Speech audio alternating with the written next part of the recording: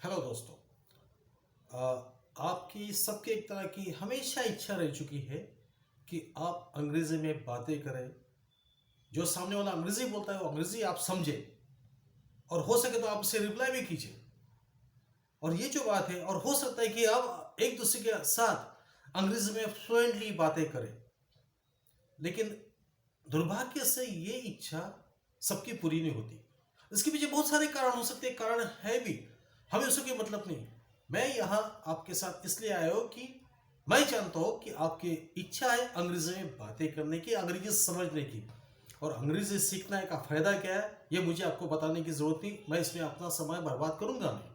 अच्छा, तो मैं कौन हूँ? सबसे पहले मेरा नाम है सलील सोनवंशी, मैं महाराष्ट्र से हूँ। मुझे टीचिंग का काफ़ी तजुर्बा है।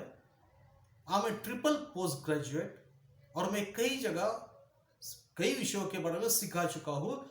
इतना ही नहीं कि मैं अंग्रेजी के अलावा और भी कुछ भाषाएं जानता हूँ।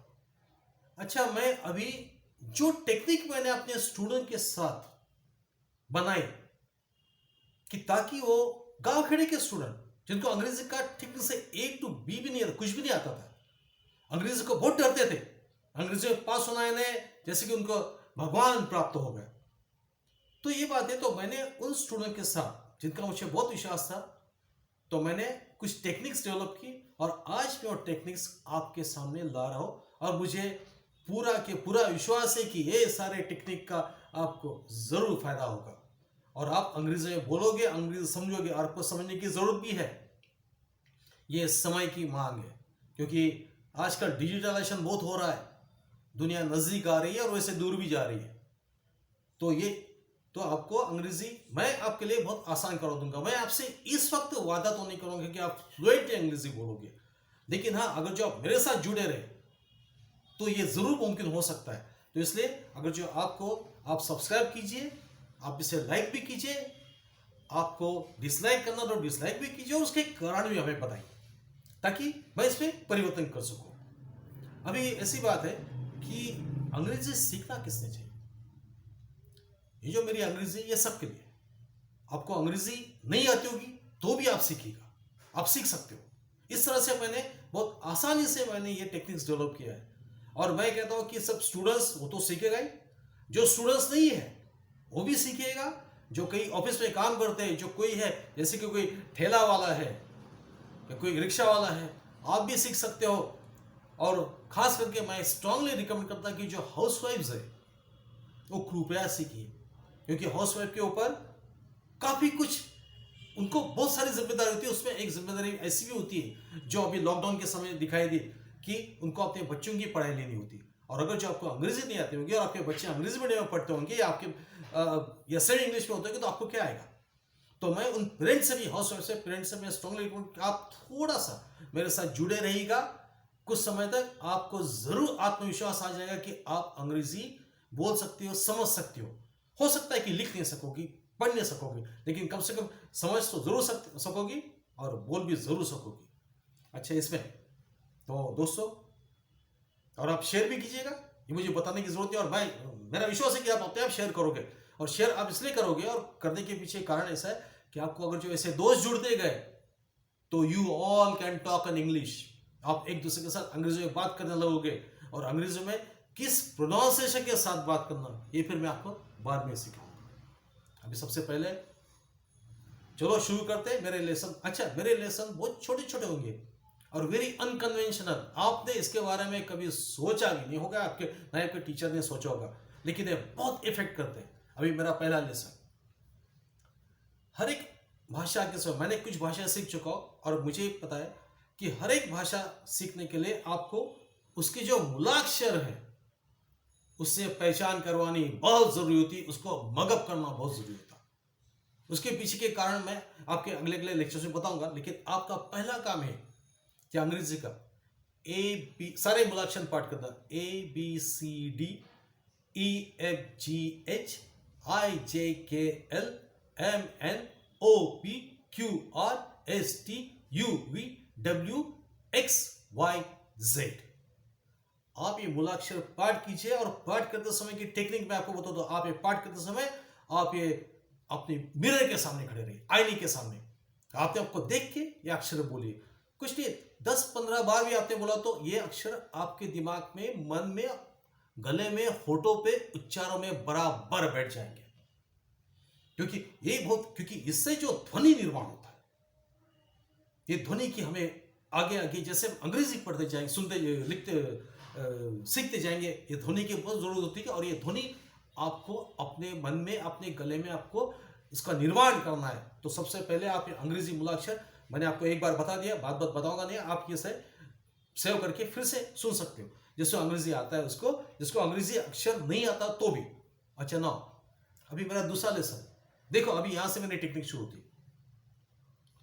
आप सबसे पहले आपको ये अंग्रेजी आत्मसात करनी है, तो आत्मसात करने के लिए पहले ये अंग्रेजी आपको मन में लानी पड़ेगी। जब तक ये मन में नहीं होता, आप कितने भी क्लासरूम को बैठिए, कितना भी मगब कीजिए, कुछ भी कीजिए, जब एक कम्युनिकेशन होता है ना, स्पीकिंग, तुम अपनी भाषा में भी कम्युनिकेशन करते हो तो उसमें ग्रामर वगैरह नहीं होता है, उसमें बहुत कुछ अलग बातें होती है। ये बात आपके मन में पहले से बैठी होती है।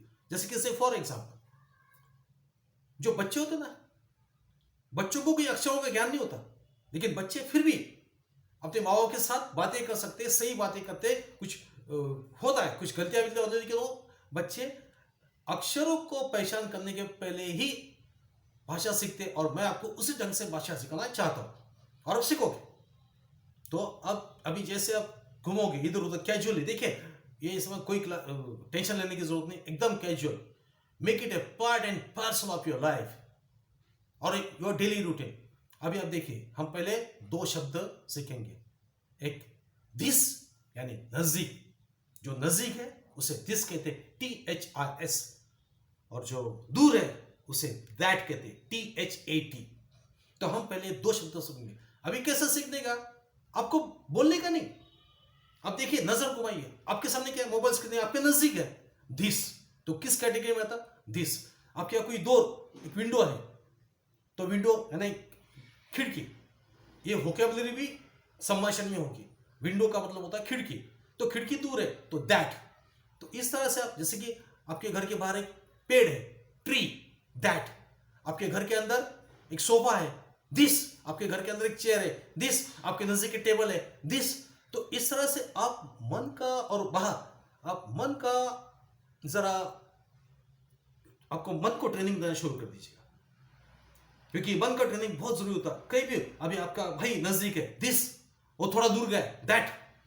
तो इस तरह से आप पहले नजदीक और दूर ये आप मन में लीजिए। आपको एक्सरसाइज, आप थोड़ी देर भी एक्सरसाइज करोगे, 10-15 मिनट, टेंशन नहीं लेने का। ऐसे घूमने गए, चलो देखा और मेरा दोस्त वहां खड़ा है, दूर खड़ा है ना, दैट। अच्छा, कोई नजदीक, या मेरी साइकिल खड़ी है, दिस। तो इस तरह से आप मनी मन में सॉरी, आप मनी मन में ये एक्सरसाइज शुरू कीजिए, आपको मजा आएगा।